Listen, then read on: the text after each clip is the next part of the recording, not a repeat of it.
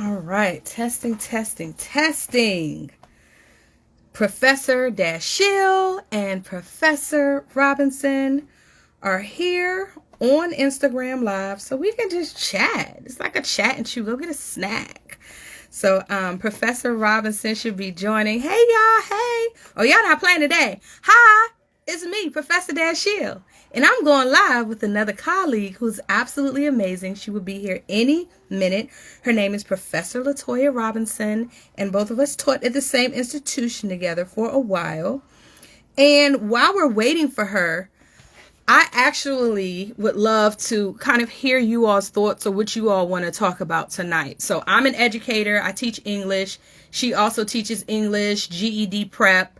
So I'm sure she does other things. She's very much into holistic health and all of that. So if you got a chance to just kind of sit, chat, vibe with some educators, with a few professors, what things do you want to talk about, or what questions do you have? Maybe you're a student and you just kind of want to ask a few questions about what's the best way to do this? What's the best way to do that? Should I transfer or whatever? Or maybe you're just a regular community member and you've been thinking about maybe taking a class or two. Or maybe you're a teacher or an administrator and you want to talk about, things or subjects that deal with your work. So I want you all to feel free to comment below and let us know what topics you want to cover today. I feel like I should put some music on or something. Let me get the vibe going, because I be seeing everybody else on their lives. They be doing music and stuff. They're not going to shut me down, are they? I hope they don't. All right, what y'all want to listen to? I'm a Her, Jasmine Sullivan, Pink Sweat kind of girl. But y'all can pick the music. It doesn't matter to me. What y'all want to hear? What y'all want to hear? Hey, Mr. Jones. It's good to see you. I miss you. Hey, Mook on the Daily. Is that how you say it? Mook on the Daily. Hey, Travel Buddy. Hey, Taylor girl. I miss you too. I just remembered I actually owe you all some emails because I forgot we were supposed to be Zooming. Well, I didn't forget, but our institution is. So I'm waiting on them. All right. I need some comments. Hey, Professor Robinson. All right. So let me see how to do this. Okay. All right. Let's see if it worked. Hey, pretty girl, Tink. Hey, get the vibe right, get the vibe right. Hey, get the vibe right, get the vibe right. Hey, get the vibe right, get the vibe right. Get the vibe right, get it right. Glad they see what professors look like, okay? Because we love our glasses. We always gonna have some fly ass glasses. Of course. So should we do introductions? I feel like they know us, but I feel like we should formally introduce ourselves. We can. That's fine with me. And I'm gonna try to do names that I don't know. So yeah. And I'm gonna try to do double duty. I'm gonna try to read the chat and talk and listen at the same time. Well, you know, we got all that because we multitask. Not that that's always a great thing, right? But we know how to do this. All right, I'll let you introduce yourself first. Okay, thank you. So I am Professor Latoya Robinson. I am an English professor under Professor, soon-to-be Dr. Professor Stephanie Dashiell at Prince George's Community College in our English department. So I am an educator, and I'm also an educational consultant. So I love working in the classroom.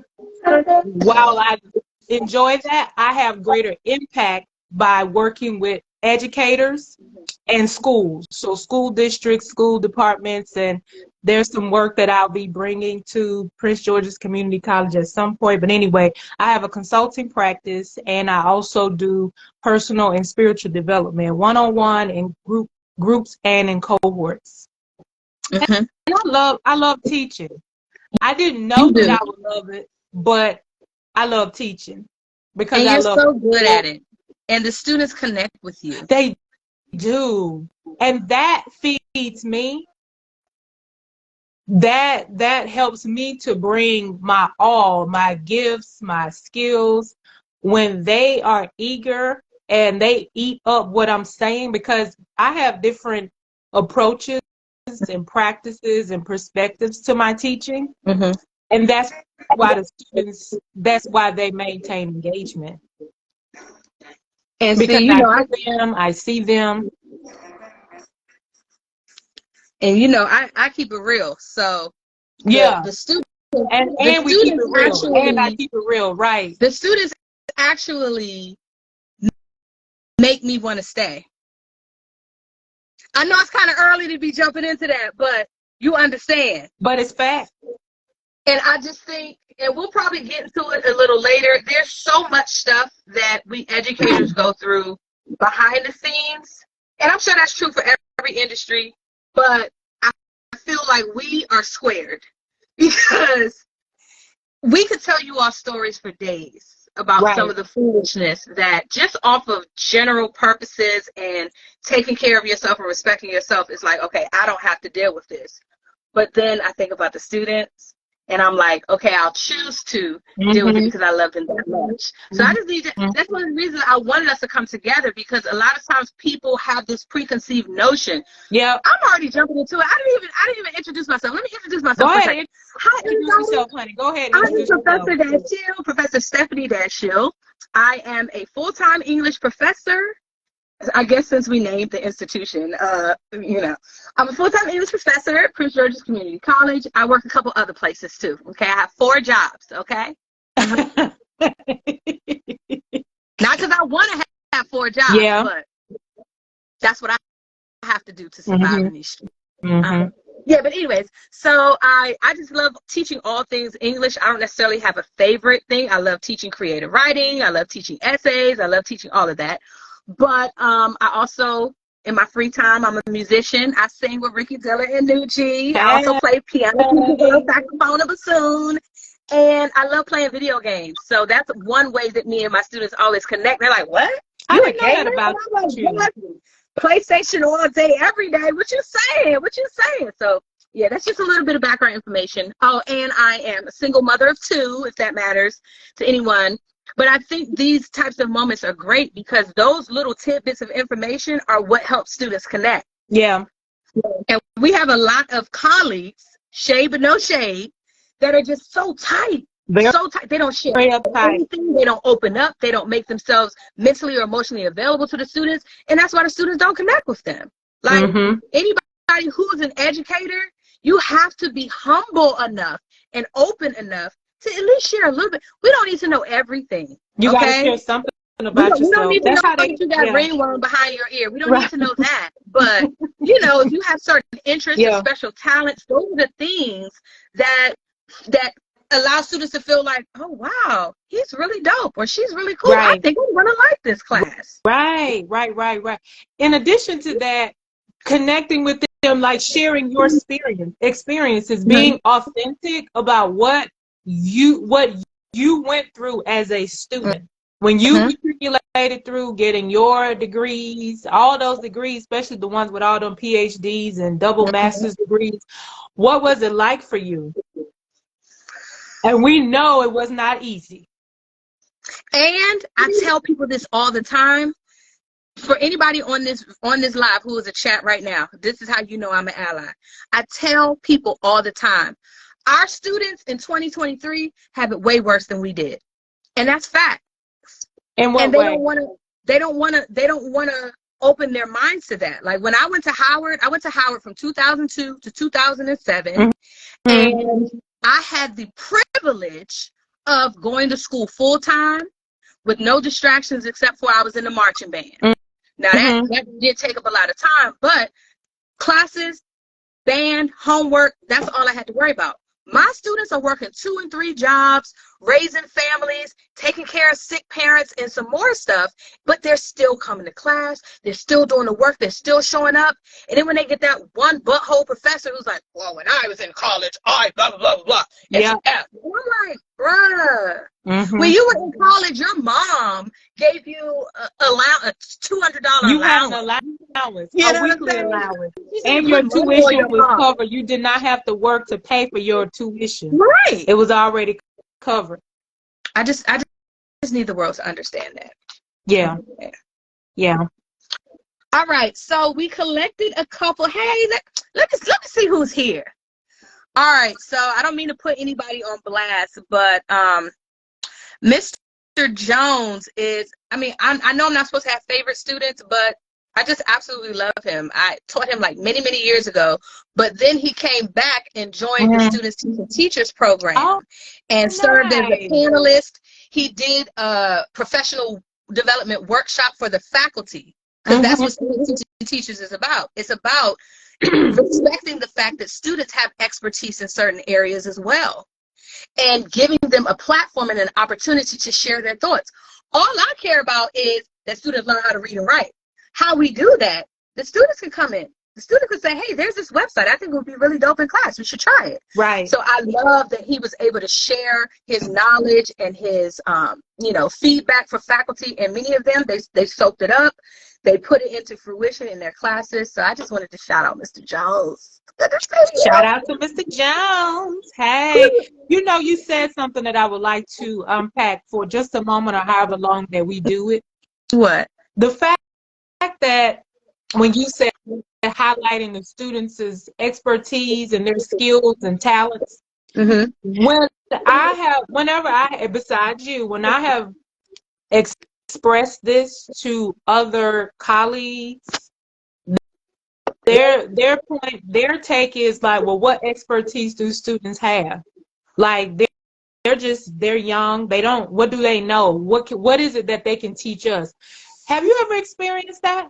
I have. In more in a, maybe not direct, but more in a roundabout way? For me, it's more like they treat our adult, because let's be real, we're both higher ed. And although I do teach on the K through 12 level as well, when I'm at PGCC, I'm in higher ed mode. Those are grown men and women. And I feel like a lot of our not just at our institution, but at a lot of higher ed institutions, I feel like many times professors treat students like they're still in elementary, middle, or high school. They do. And they're adults. Now, granted, some may need help with time management or, just learning basic human skills, but they're still grown men and women. And I really do not like the way many students are spoken to and treated on campus. Like, people ask me all the time, your hair is beautiful. Why do you wear all that weave? Why do you wear all that crochet? Why do you wear all that? Because I look like I'm 12. When I wear my regular hair, I look like I'm 12. So I wear weave, honestly, to look more mature, because I don't want people thinking I'm a student. Even with the wig, they still think I'm a student.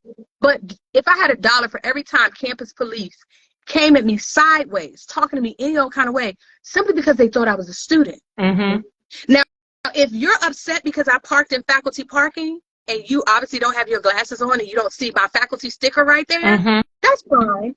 But talk to me with respect. Just say, hey, ma'am, this is faculty parking and I don't want you to get a ticket. Could you please move your car? If you don't move your car in 5 seconds, you go, who are you talking like? And I argue with them in the parking lot. Maybe that PG County come out. Okay. So I'm like, if I'm a faculty member and you're talking to me like this, you don't talk to the students. That means that the students are experiencing that. Yeah, it's got my blood pressure up. Yeah.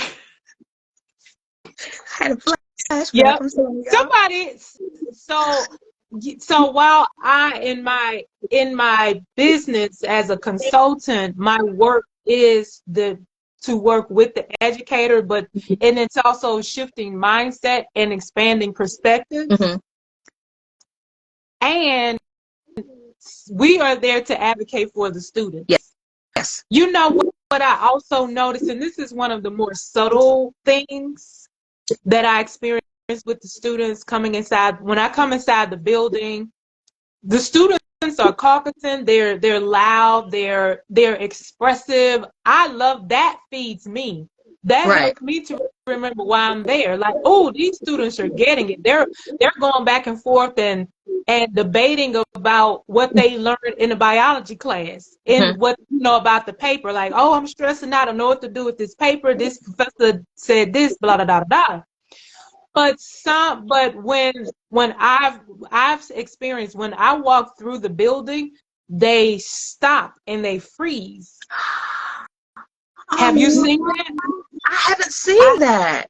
I have seen that, and I don't like that. It's like they don't feel safe or comfortable. It's more about when they see someone in authority, they shut down. I don't know if that's a good thing or a bad thing. That's in not a way. I love the respect and the reverence. Yeah. But at the same time, like in our classrooms, we like for our students to be relaxed with us. And let me just toot Professor Robinson's horn, because I know she ain't gonna toot her own horn. But one of my favorite things to do is observations. And when I do observations, I don't do them because I'm like, oh, I got you. You did this wrong. Right. I make a purposeful effort of not putting anything negative on the observation form, because I'm there to observe. If there's something major that's a concern, then I'll pull them to the side and be like, hey, we might want to address this a little bit, here's some ideas. But for the most part, I'm there to get the knowledge, to learn some of the tactics that you all are using. And I remember observing your class, and you what was it, the first 15 minutes you did like kind of a meditation, self-care, reflective type activity. Now listen, y'all, I'm supposed to be at work. I'm supposed to be in boss mode. And I'm sitting there like it was just so relaxing. I love that she gave students the opportunity to kind of unwind and unpack their day, put everything in Tupperware and put it on the shelf, so that they can then be present and focus on what they needed to do in that class. And I think we as educators need to do more of that type of work so that students don't freeze up just because we walk in the room and get all uncomfortable. It should be a relaxed environment. It should be a collaborative effort. Like no longer are the days that I feel we should be leading out of fear. I would rather people respect me than fear me, because we're all working together. Like, we're all adults.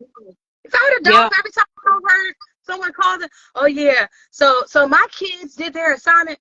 What kids? You talking about your children, or you talking about our students? Remember when we were in our opening week meeting, and I said that to everyone. I said, can we please refer to them as students or scholars? Right. Because they are not. I call mine scholars. That's how I refer to my students. My classes are scholars. Yeah. So thank you, Mama Bear. I saw your compliment earlier. You so sweet. Thank you. That so the freezing up. Yes, it doesn't sound right. She said that was by design too. The fear thing. Don't ask any questions. That bullseye. Do we want to go into that? Yes. Okay. So the dynamics with the freezing up.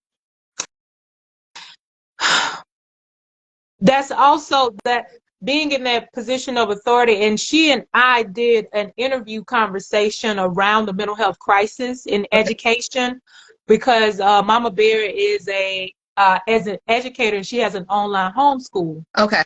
So in the talk, we talked about the thing around the milligram experiment that was to incite obedience, but more from a dictatorship perspective. And we know that education has that undercurrent of dictatorship, authoritarian energy that's woven in. It's like, do as I say, do what I tell you, and don't get out of line. Children are judged for being out of line and expressing themselves. So if they're freshmen coming out of high school, they have been shut down by a teacher saying, you're too loud, you need to go to your rooms, get out of the hallway because you're wasting time, you're being unproductive. Or what is the thing when they because I also see how they like to criminalize students, especially when it comes to that damn cheating. But I don't want to get into that right now. Right. But when my experience with the Military.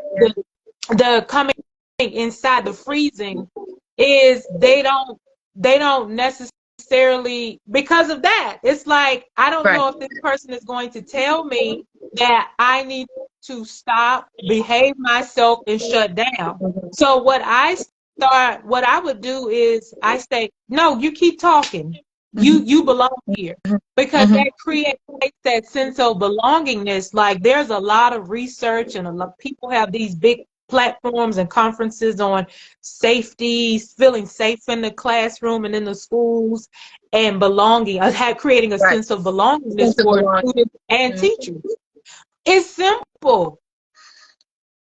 And don't then tell them what they can't do and how they need to be doing it. Let them be. So I did a strategy just for myself to see how it would work. I stopped speaking to them. And the reason why I stopped is it was like I see them, but I don't see them, because I want them to know that you are safe, you belong here, and you don't have to do anything other than what you're doing. By me saying, hello, how you doing? They'll go into that. They're sometimes surprised, like, oh, hi. Yeah. But in this instance, it's like a shock of going back into that freezing, like they don't know. So there are days when I would come inside the building and I would speak or not. But when I saw them having that continuous pattern of freezing up, I just stopped. I kind of made myself invisible. Like I would look, but I would keep going and going to my office. But then when they start seeing me come in, they'll just say, hello, how you doing? And I keep going, because I wasn't there to judge them. I didn't make them feel that they should not be there. I let them know that you're okay. And another thing that is important is, that open door policy. Professors I know that's against the policy at PGCC to close and lock your door, but some professors do that. They'll lock their door at a certain time. I don't do that. I don't like that at all. And I would keep my door open when I was working on campus. I would just have my door open, and they would be loud. They would be loud as hell, but I didn't close it because I wanted them to know that they belong there. Just those subtleties that create a sense of safety and appreciation and value. And then you talk about the freezing up and the experiences they had on the K through 12 level, where they're really not allowed to have thoughts. They're not allowed to have opinions. It's like, if you don't, well, what did William Shakespeare mean here? It's like, if you don't say the exact thing the teacher said, then that's wrong. Well, how you know? Y'all went to school together? That's your cousin? Right. Because I could have sworn our interpretation is our interpretation, especially if you could back it up with textual evidence, But then they get to our classes on a higher ed level, and we're like, class discussion, creative thinking and critical thinking. And they're like, I don't know how to have a thought when it's time for them to write essays. You know how many times I've had to create topics for them because they cannot create their own? So I think that any educator who is watching this needs to understand the importance of creating the safe space for students from day zero, not even day one. My safe space starts when I set up my Canvas site or my Blackboard site. Right. I want them to pick up my spirit and my vibe. It's bright and colorful. It's a picture of myself. It's not that I'm vain, but sometimes something as simple as a picture. Oh, she looks cool. Or, oh, wow, she wears her hair like me. Or, connection. So everything from what your website looks like to I play music. Beginning of every class and during the classwork portion. I want them to come in and feel like it's a whole vibe. I want them to leave their stress at the door. Like, we have to purposely create the safe space. It's not something that just, well, it could happen naturally, but it would take way longer than it would if you were intentional. So Professor Robinson if there was a professor on this call, or future professor, because some of y'all may be professors one day, y'all never know. I know, that's right. Let's say they have the goal of creating a safe space, whatever that means. What advice would you have for them? What tools, what strategies, what websites can you offer as suggestions for creating that safe space for their students? Everything I do, I start with myself. I start with the self. How do I ask myself, how do I create safe space for myself? How do I make myself feel safe? What are some of the practices that I engage to make myself feel safe? Food. That's just me. That's just me.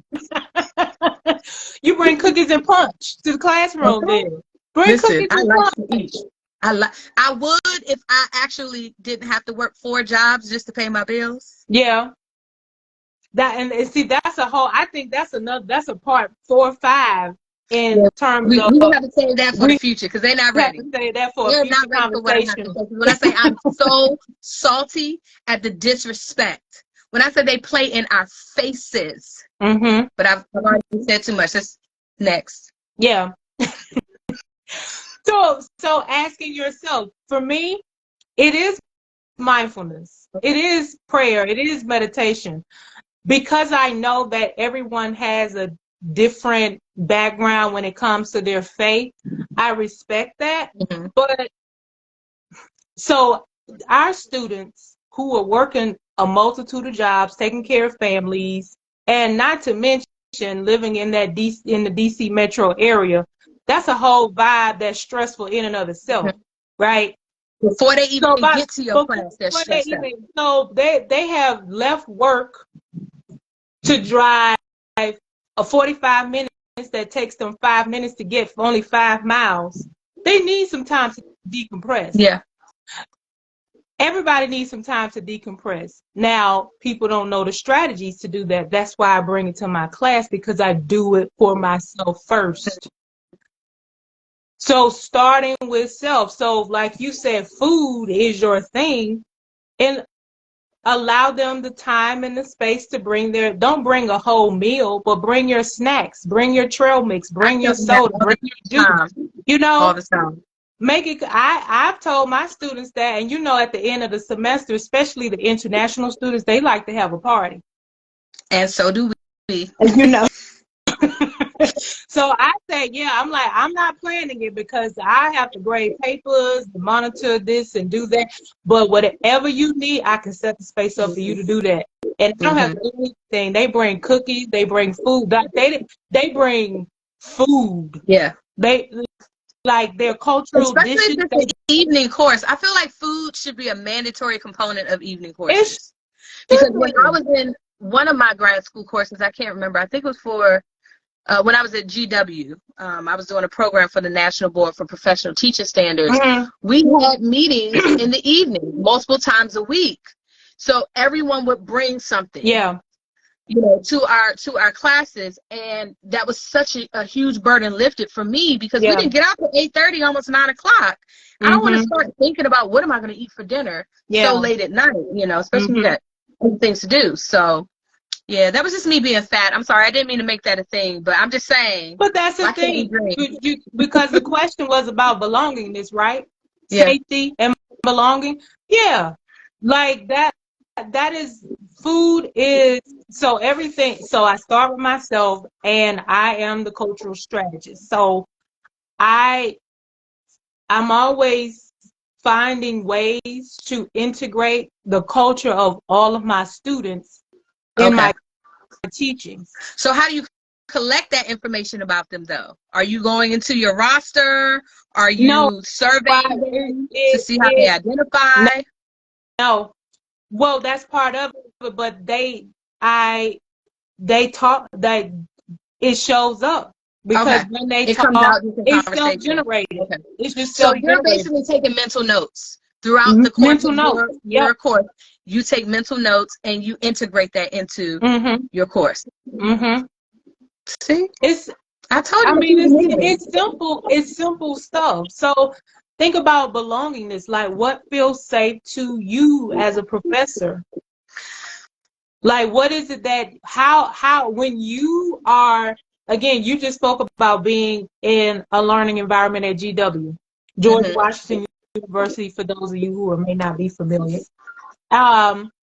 Any professor who is, because you know we love to go to school, we love to collect degrees and certifications.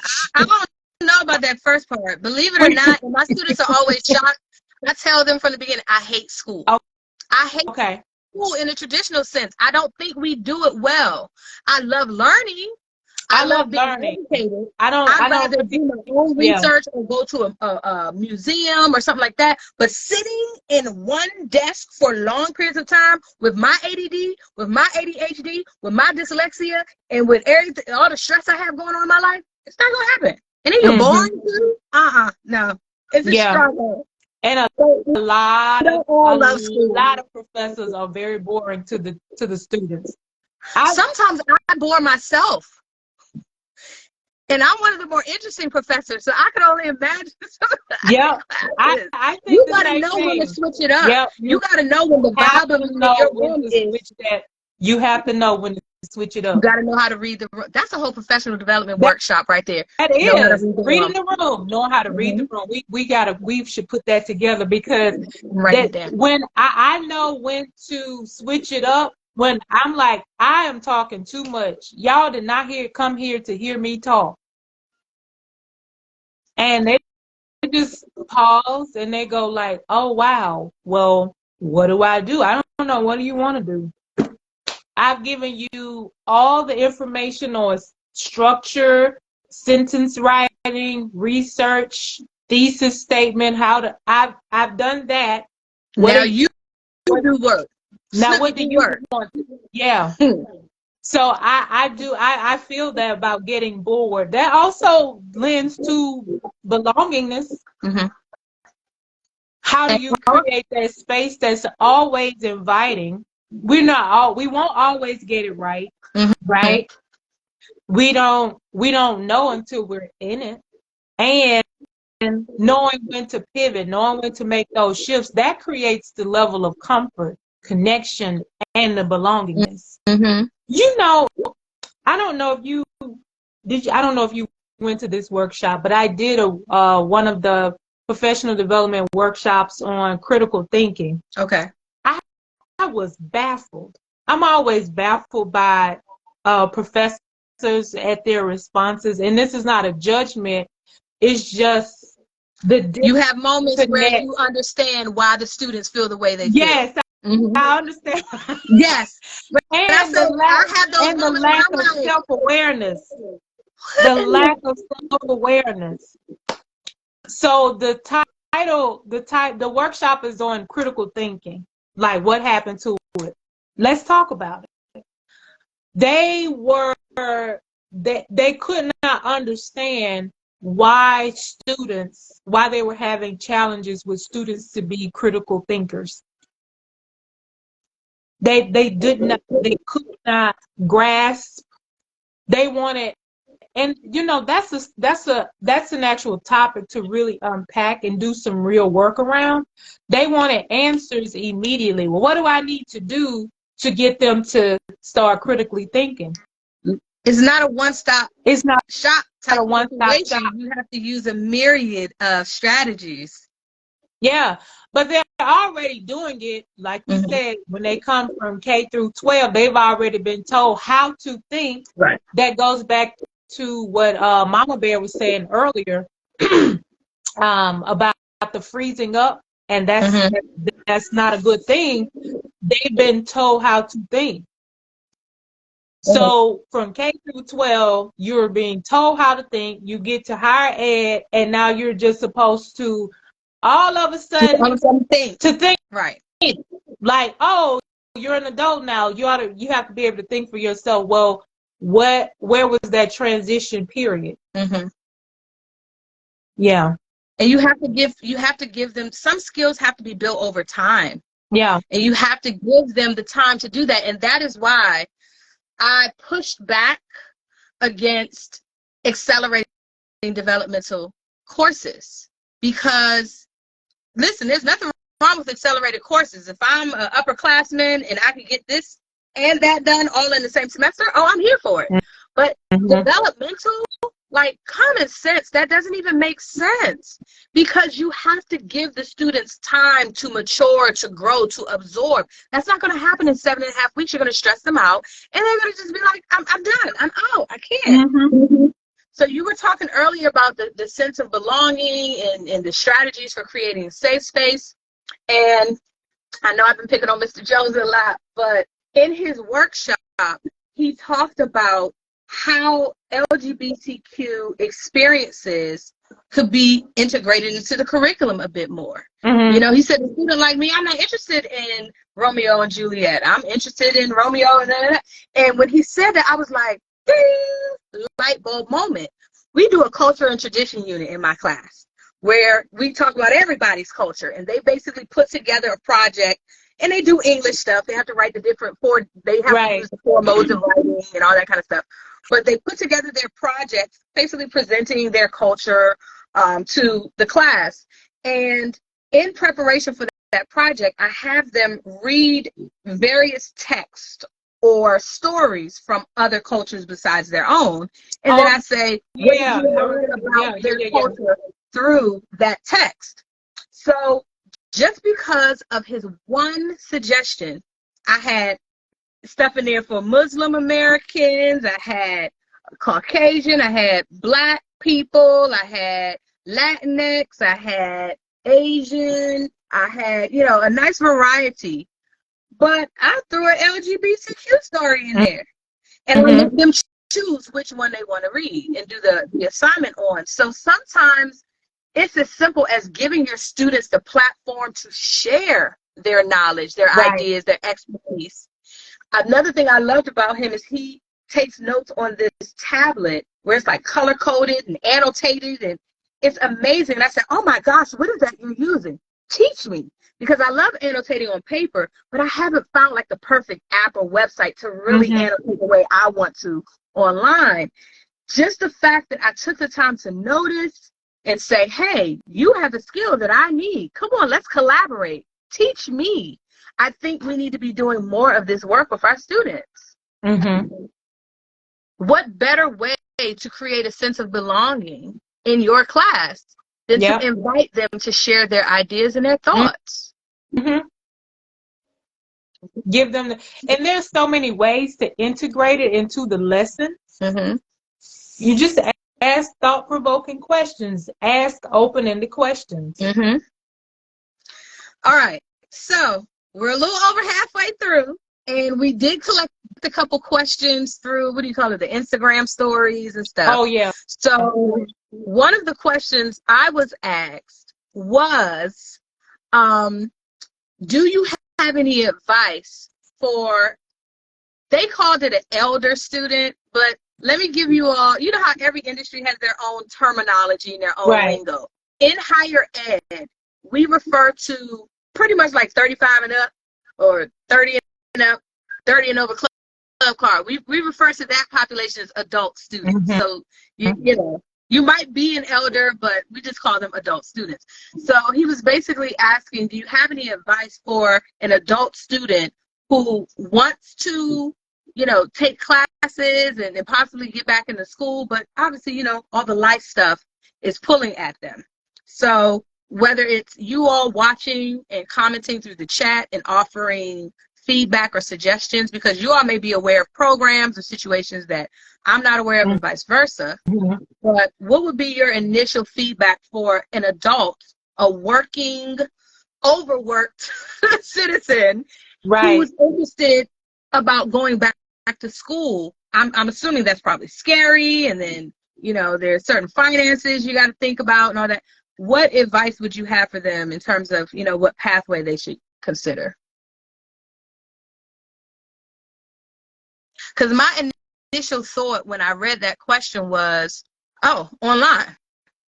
Because when you have online classes, and it's funny because I always tell students, if you know you're not good at face-to-face classes, don't sign up for face-to-face classes. If you know you're not good at online classes, don't sign up for online classes. But I feel like that's a privilege of being an undergrad. When you get to the grad school level or to the adult student level, you got to survive first. You got to work, you got to take care of your family, and then you have to find a way to fit school in. Whereas undergrad, it's like school is the one thing, and then you fit everything else into that. Yeah. So even though I prefer face-to-face classes, I had to learn how to function in online classes simply because when I got my master's, I was teaching for the public school system, PGCPS, and I was newly married, and it was just so much stuff going on. I didn't have time to, during the day, go to a college campus and sit through classes, or till 8, 9 o'clock at night sitting there in class. I gotta go home and make sure dinner's on the stove, So I would say whether you are an online student or whether you're not an online student, just because of where you are in life, you should strongly consider taking an online class. And if you need more support, like say you're taking an online class and you're not an online class type of person, then just get support. It's just like if you're taking a writing course and you're not a good writer, you go to the writing center, you go to the tutoring center. So if you know you're not a online person, get you an accountability partner who can share with you.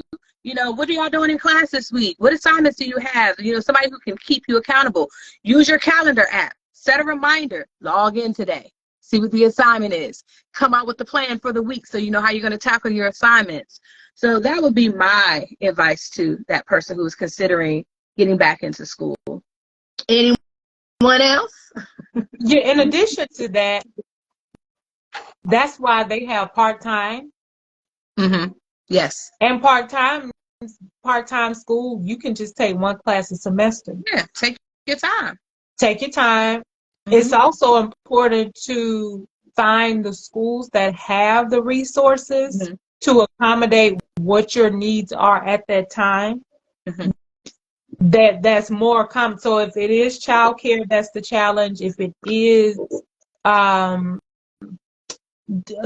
work, if it is finances, if it is the commuting, you want to know what resources that they already have embedded in. And because you might choose an institution based off of that answer. Say it again. And you might choose an institution based off of the answer to that question. Yeah, you would choose the institution. That's where the research comes in, and that's not anything you want to have a quick response to. You want to take time to clarify what that is for you, because you can do hybrid. So if you do like that in-person interaction, choose a school that offers a hybrid program. That is true. So for those of you who don't know what hybrid means, that means it's kind of like half online, half face-to-face. So let's say if it's a Tuesday, Thursday class, then maybe Tuesdays you all meet online and Thursdays you meet face-to-face, or maybe one week you meet online and another week you meet face-to-face. It's really just kind of up to the instructor. But that is a good suggestion. It's kind of like the best of both worlds if you think about it. It was a point I wanted to make. Okay. And I was going to say what you're saying is true, because when I first decided I wanted to go and get my master's, first of all, I did not think I was good enough to get in because I'm not a traditional student. And, I'm smart in other ways. Musically, I'm musically inclined. I'm creative, I'm other things. But in terms of traditional students, I'm not that at all. I'm like a B, C, D student. Sometimes. I was getting ready to say the same thing about me. I am not a strong A student. So I was scared about applying for grad school because I was like, oh my gosh, I have to test. I have to take the GRE. And I am not a test taker. Like, for whatever reason, God did not give me that gift. So I was very scared. So I applied to one grad school. They denied me. And I was like, oh, I give up. But it ended up working out because there was a lady who had donated like $9 million to University of Maryland University College for people who wanted to be teachers. And even though I was already a teacher at that time, I still fit the criteria. So I was able to go and get my master's for free, all because of this program. So, wow. For free. I wish I had known about that. So, to your What was that master's in? Was it an education? A Master of Arts in Teaching from University of Maryland. Well, at the time, it was University of Maryland University College. So, my point is, sometimes you do have to shop around to find the right situation for you. There's no point in paying for a program if somebody else will pay for it for you. No. So doing that research and doing that homework, I know it can be very daunting, but my suggestion would be there's an app called, oh my gosh, I'm blanking. There's an app, it's for undocumented students to help them find scholarships, but they have scholarships for all types of students on there. And a lot of times there will be certain programs or fellowships that will cover pretty much your entire academic cost to do their program. So that's a good resource. So what I can do, Dreamers Roadmap. I can't remember, but I'll put it in the comments, or I'll pin it or something when I figure out what it's called. Dreamers Roadmap. I feel like it's called Dreamers Roadmap. I got Google. Hold on, let me Google it real quick. All right, while you had a question. Another point is check with your employer. Don't go to the immediate, like your immediate supervisor or your immediate director, especially depending on your industry, because they may not want to pass that information along. But go to like your corporate. They may pay for you to go to school, because it's just like in education. Like a lot of teachers have gone to school for free if they made the commitment or the agreement to teach in a specific area, like in K through 12. To teach for a certain number of years with that. A certain number of years in a particular, what do they call those high demand areas where there's a teacher shortage? That's true. They've gone to school for free. Think about it. Even if you have no desire to be a teacher, like when let me see, the county paid for my graduate certificate, and the only agreement was I had to teach for the county for 3 years. No problem. So to me, that's a small sacrifice. Right. And then after 3 years, you can go off. If you love it, you can stay. If you have other plans, you can go off and do other things. But sometimes you may have to change up your strategy so that you can still get that end goal that you want. Right. And I did confirm. So it is called Dreamers Roadmap. So if you go to your app store and type in Dreamers Roadmap, that's a great app for undocumented students and people who are just looking for scholarships in general, outside of scholarship.com and fastweb.com. Everybody goes to those websites. Oh, and the foundation directory online. Oh goodness, I'm seeing it's the foundation directory online that has, oh gosh, I think it's through the National I'm not the only one. Archives. Okay. I think it's through the National Archives. I'll confirm it. I don't even know where to begin to look at my emails, but when you find that, let me know so I can add it to my scholarship site. You can add that to because they have all the scholarships that are published. So it's like a publication site of all of the grants, student scholarships. Yeah. And a lot of times those scholarships, especially the ones that are paying top dollar, they're renewable. So as long as you get the appropriate GPA, you can get the same scholarship every year. So for that adult student who asks the question about, okay, I'm a full-time employee and I've got a family and all this, but I'm thinking about going back to school. What path do you think I should take? Like Professor Robinson said, start with the research. See what scholarships are available. See what schools those scholarships are coming from. See what programs, and if you can get one of those scholarships, then that's the institution you're attending. As long as it's accredited, that's one of the lessons I learned. I'm not saying you can't network or go to a certain school that might give you an edge, but that hasn't been my experience. One of the reasons I went to Howard University is because everybody's like, oh, it's the best HBCU. Right. Or people everywhere. You get the hookup. They look out for each other. Now, I will admit, I suck at networking, so it may be on me. But to this point, I have never gotten a job because I graduated from Howard as opposed to Bowie or Morgan or some other school. I should have just went to another school. As long as it's an accredited program, and other things you got to consider depending on your industry is the faculty. Are the faculty connected, or are they outdated and you want faculty who are still in the game and can make connections and direct you to resources. So there's so many things to consider, but I agree with you. It starts with the research so that you're making informed decisions about what you do. And above all that, why are you choosing to go back to school, and what are you choosing to go back to school for? Because if it's a job, what is that career change? Job, you might want to look at them job descriptions too, to see what they're looking for that position. Yep. So we're at a community college in higher education, right? That means that we have a lot of associates programs, and we have programs that cater and accommodate all the community, from freshman students to the SAGE program, right? And then we have an incredible culinary arts program. We have an incredible nursing program, automotives. All of that is there. So if you're making a shift, CDL. Yeah, CDL. If you're making a shift, you have to know why you're making that shift and what shift are you making. So I want to go back to school to get a degree.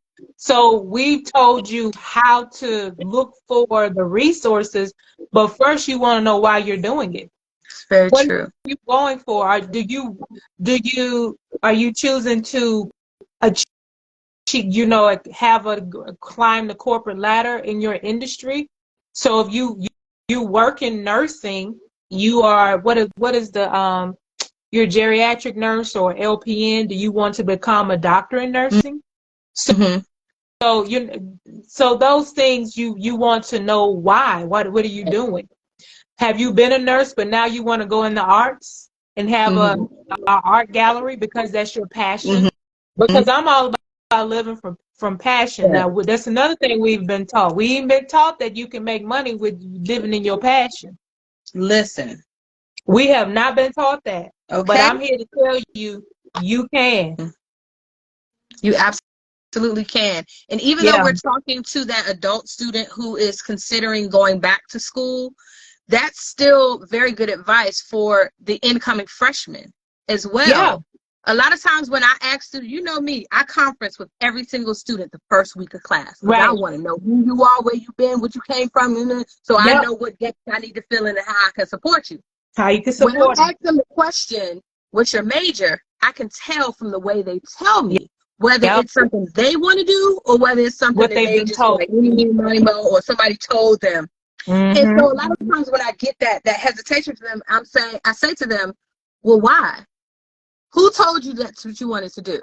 And a lot of times it's like, oh, well, my dad owns a company, and I'm like, but that's not what you want to do. So let me ask you the question again. What do you want to do? Even if you don't know if it's a real job, let's just dream for a second. You can literally tell me, well, I just like playing video games all day. That's a whole career, bro. That's a whole career. That's a whole career. Okay? So I think that's good information for students on all levels. Like, you have to know why you have chosen the major, the school, the this, the that, because when you just haphazardly just throw yourself into situations just because the wind blew, a lot of times you waste time, you waste resources, where if you would have taken the time to really be thoughtful and purposeful and network and talk to people. Because you don't have to figure it all out on your own. Like, use your community. So that's good. So I don't want to skip the question that you had. We have 9 minutes left. Oh, but, okay. This will be a nice closeout for this part 1 live. So the question that I received from the post was, why do you do what you do? Why are you an educator? That's such a good question. That is a good question. They try to make us mushy. I tell people all the time, education is not the industry that you enter because you just want a job and want to make some money. It has to come from here. Otherwise, it's not going to work. It's not going to work either in your student success rate or for your own mental sanity. It's not going to work. It has to come from here. We have a very unique industry where love, to me, is the center. We love our students. students. We want them to be successful. And for me personally, I'm a product of the Prince George's County Public School system. And this is why I'm scared to get on live, because, you know, I'm not going to sugarcoat nothing. I'm not going to lie. I'm going to keep it real. CPS. I love y'all. But when I went to Largo High School, it was a mess. It was a mess.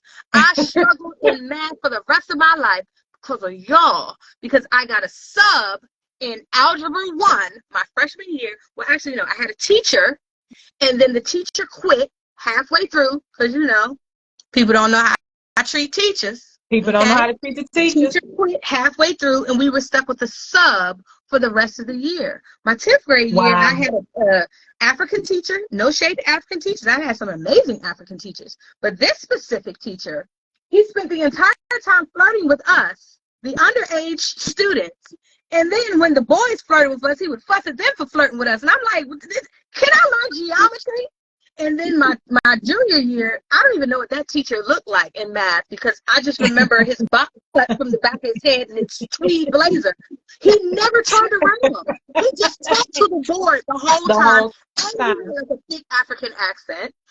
You know, so even though I did not have to take math my senior year, I chose to, because I knew that I was deficient because of what the county gave me.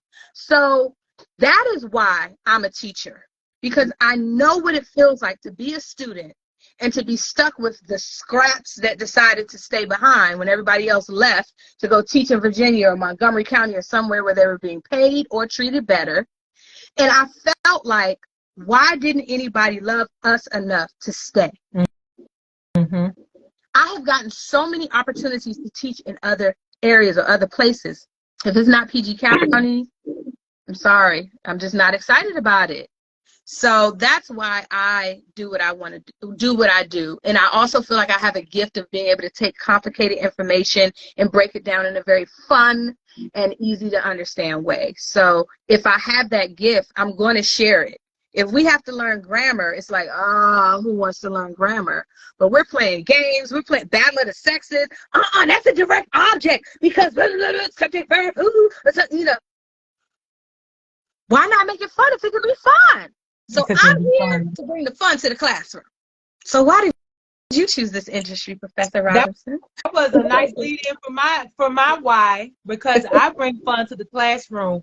I bring fun and authenticity. Mm-hmm. I am the safe haven, the safe space where students can come and fuck up inside my classroom and they will not be judged. Mm-hmm. They may never experience being non-judged throughout all areas of their life, but at least when they're in there in my class for those 2 hours, an hour and a half, or whatever, they know that they can be themselves without judgment, without criticizing, but more so redirecting.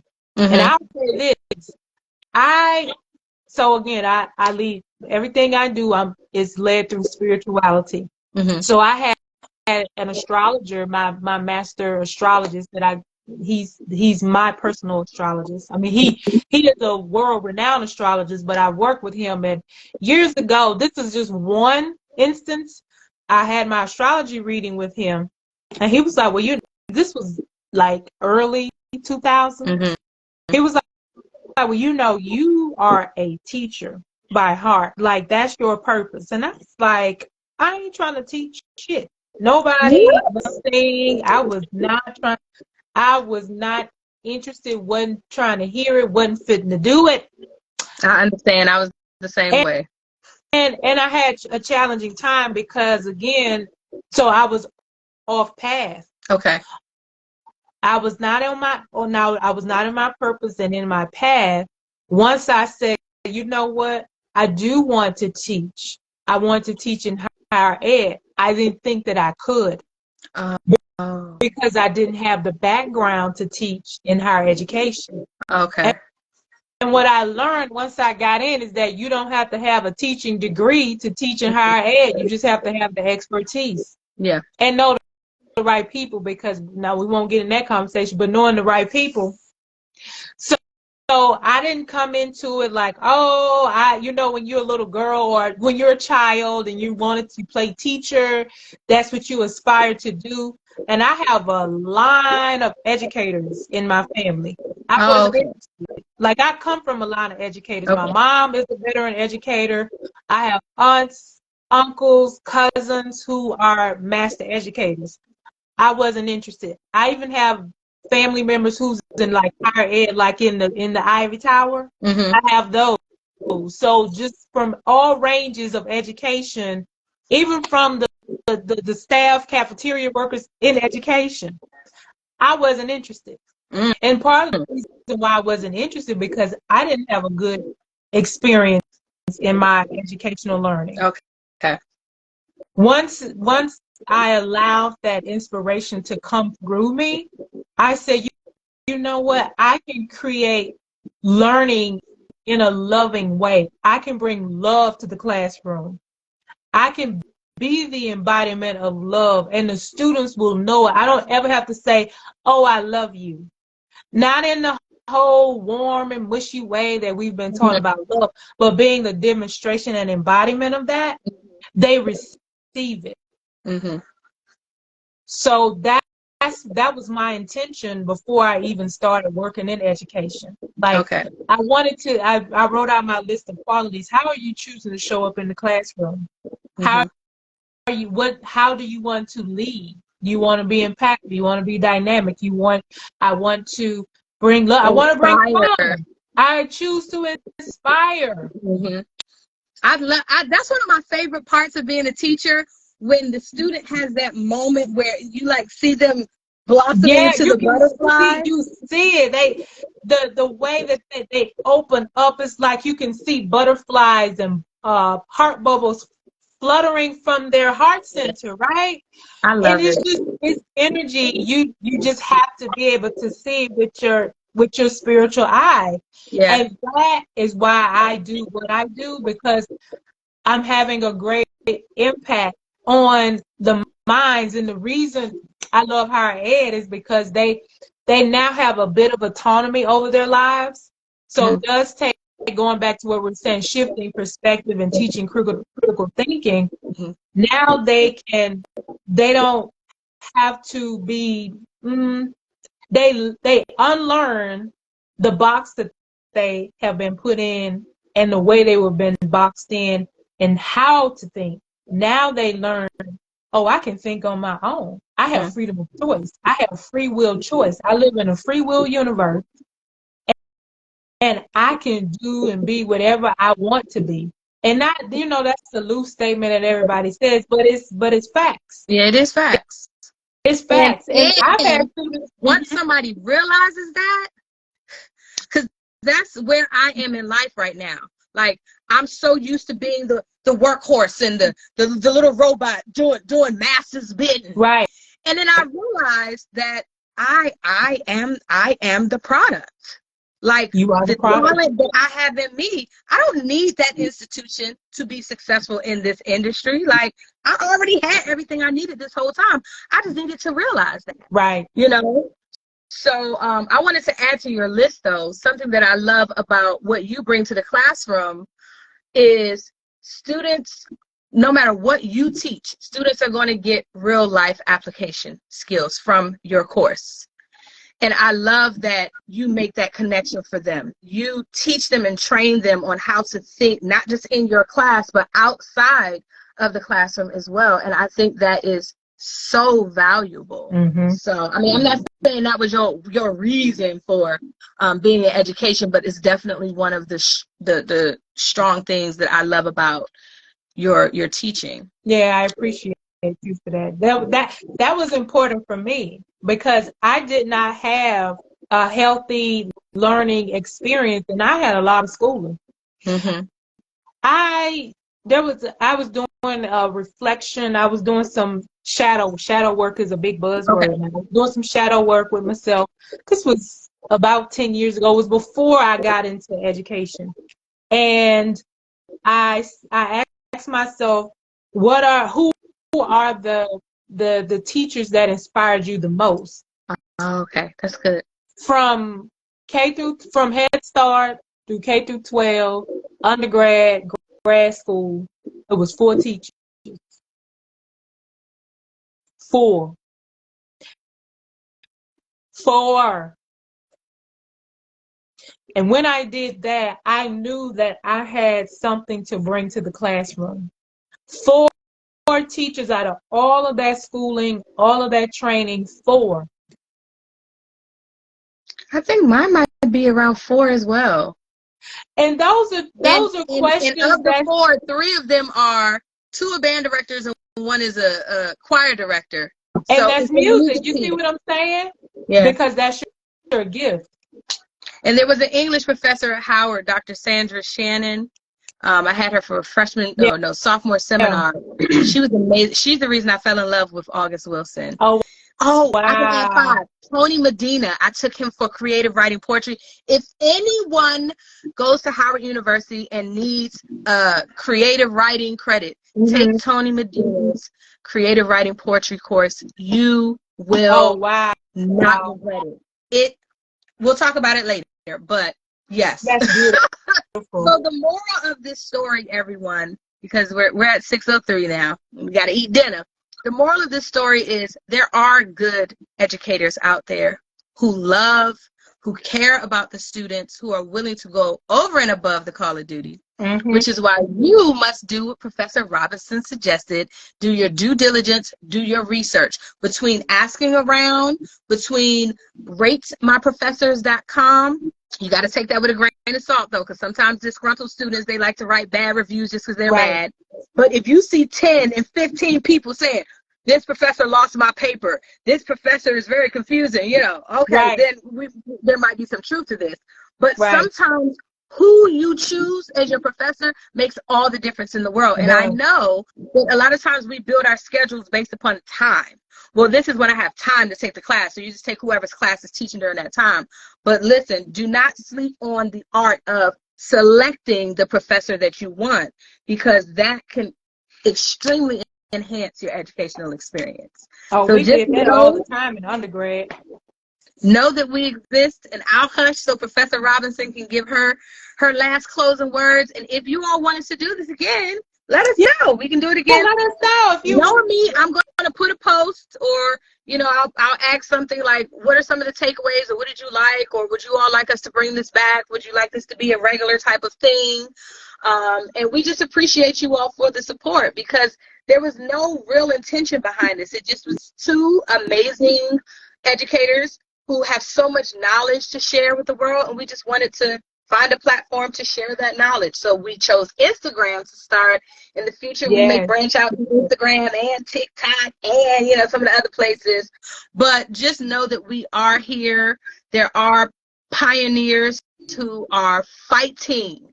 When I say all my life, and Professor Robinson, all I do up in that institution is fight and cuss and fuss on behalf of the students. So I just wanted to. She ain't saying that for no joke. She's literal. No, I'm serious. Yeah. Like on a daily basis, I'm surprised that I still have my job, because I don't play about mine. I don't play about my students.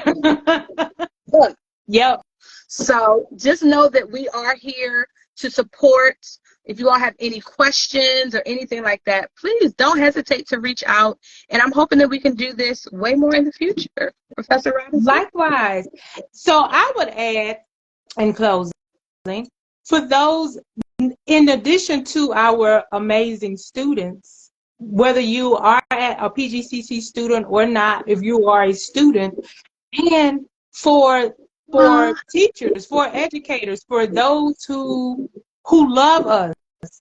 And because I'm an advocate for not only the students, but the educators, what I would like to say to the educators, find ways to protect your own mind and your peace. Oh, that's the next topic right there. Develop a self-care practice before entering this 2023 school year, 2023-2024 school year, because the mental health rates for teacher burnout is a mental health issue right now. Yes. It's an issue. I'm experiencing it right now. The only reason that I am still going and prepared to go back to work on August 15th is because I love the students. That's the only reason. Because Stephanie Michelle was done a long time ago. Because they're not going to keep playing in my face. So we have to work out you a self-care plan. Yes, I need it. We have to work out you offline. We have to work out you a self-care plan, because those numbers will skyrocket before they decrease.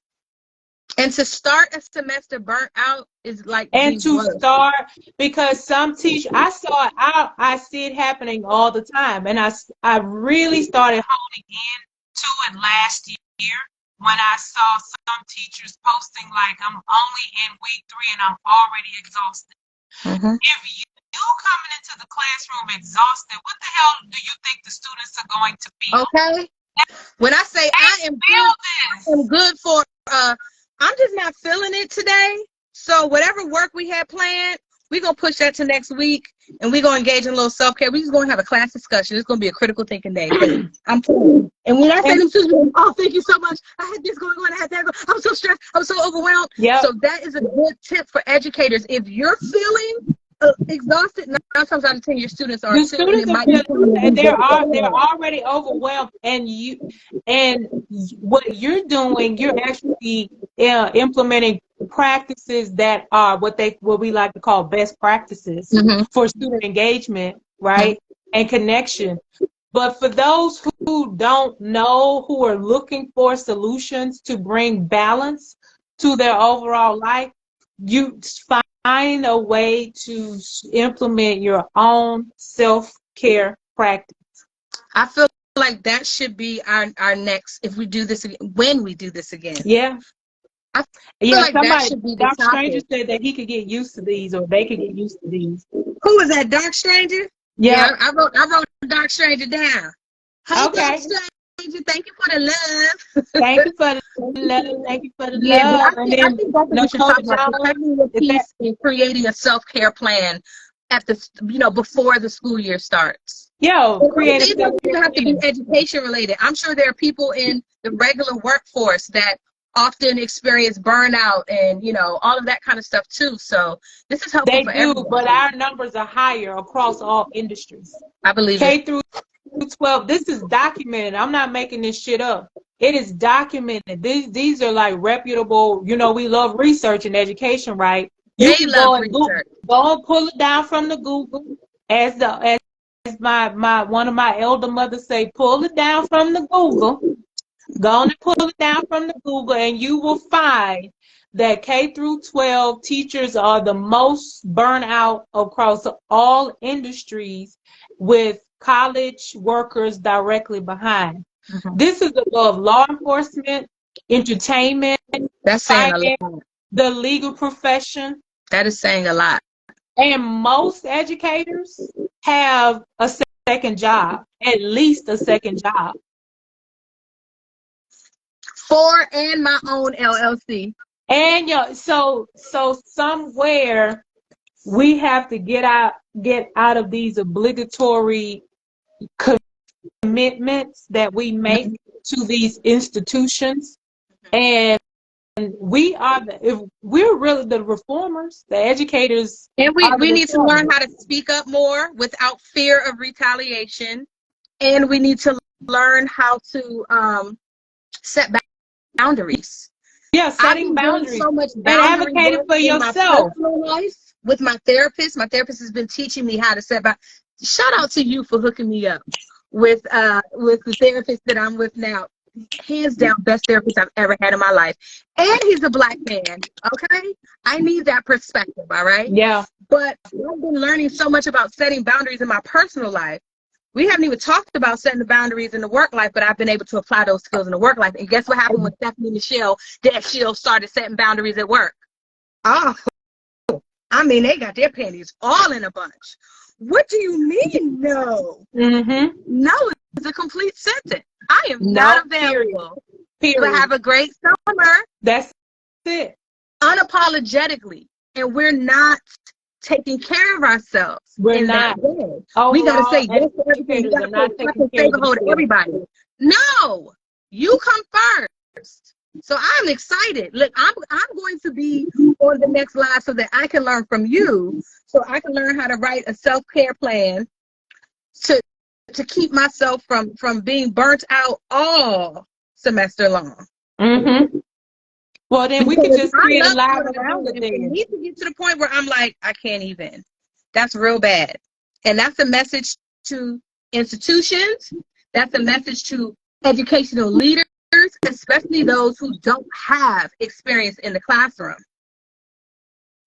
Ooh, that's a whole other conversation. What I do, boo-boo, you can't tell me about my students because you ain't never taught them. Right, you ain't never taught them. You do your job and you let me do my job. And if you have a problem with that, I can go find somewhere else to work that's actually going to respect me.